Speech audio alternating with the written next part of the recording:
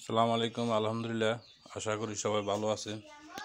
আমরা এখানে চলে এসেছি, একটু নতুন মুরগির খামারের কাজ চলতেছে খুব কম খরচে।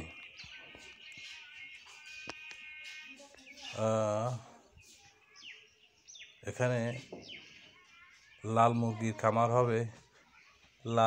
খামার হবে ডিম পাড়াড়া, এটারে লেয়ার মুরগির খামার বলে।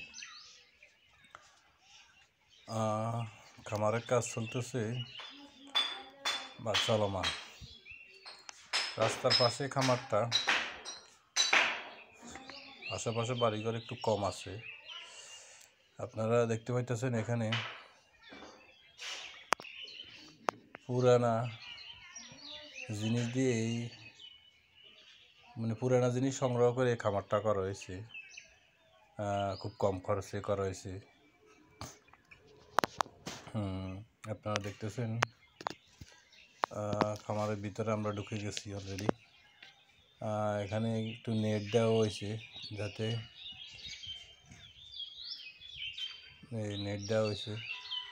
যাতে আবহাওয়া সুন্দরভাবে ঢুকতে পারে, বাড়িতে পারে, বায়ু দূষণ থেকে মুক্ত হইতে পারে।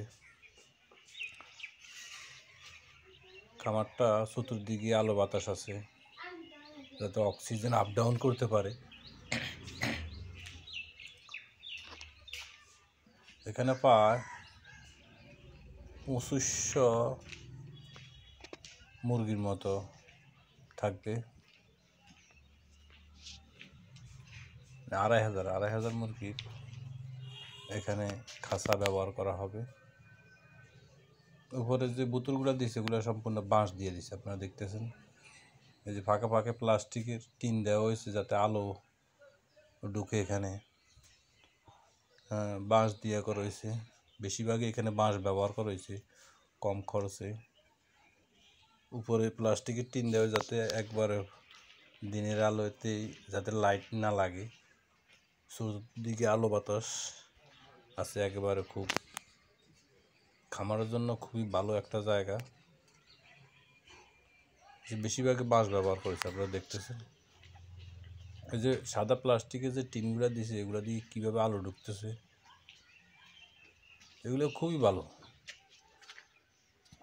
খামারের জন্য।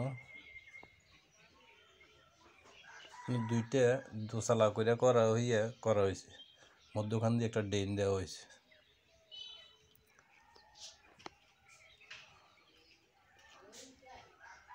দেখছেন একেবারে সলভ করে, একবার যাতে ময়লাগুলো এক জায়গায় চলে যায়।